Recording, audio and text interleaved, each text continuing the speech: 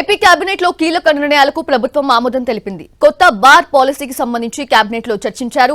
అన్ని వైన్ షాపులకు permit rooms ఏర్పాటు చేసేందుకు మంత్రిమండలి ఆమోదం తెలిపింది.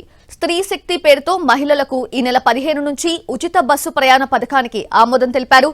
Palle Velugu, ultra Palle Velugu, city ordinary, metro express బస్సుల్లో ఉచిత బస్సు ప్రయాణానికి అనుమతిస్తారు. ఇక ఏపీలో ఐటీ సంస్థలకు తక్కువ ధరకు భూములిచ్చే పాలసీకి మంత్రి మండలి పచ్చజెండా ఊపింది.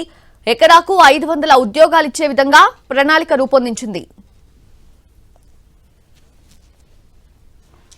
జర్నలిస్టులకు కొత్త అక్రిడేషన్ పాలసీని కేబినెట్ ఆమోదించింది. సోషల్ మీడియాపై కూడా ఒక పాలసీ తేవాలని సీఎం ఆదేశించారని మంత్రి పార్థసారథి తెలిపారు.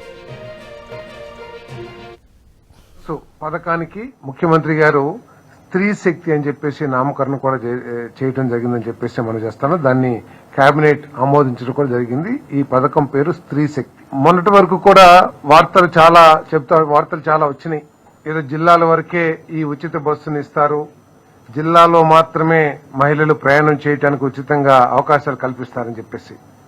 మరి ఈ వార్తల నేపథ్యంలో ఇటీవల గ్రూప్ ఆఫ్ మినిస్టర్స్ కానివ్వండి, ఎవరైతే ఈ పథకాన్ని చేశారో, లోకేష్ గారు, మా ప్రీతమ యువనేత లోకేష్ గారి చొరవతో ఈ పథకాన్ని రాష్ట్రం మొత్తం కూడా అమలు చేయడానికి నిర్ణయం తీసుకున్నారని చెప్పేసి కూడా నేను మనవి చేస్తాను.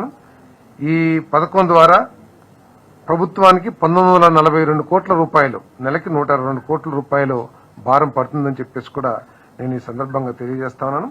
మరి దాదాపు 75% బస్సుల్లో ఏపీఎస్ఆర్టీసీ రవాణా చేస్తున్న దాదాపు 11,200 బస్సుల్లో దాదాపు 11,449 బస్సుల్లో 8,456 బస్సుల్లో ఈ ఉచిత బస్సు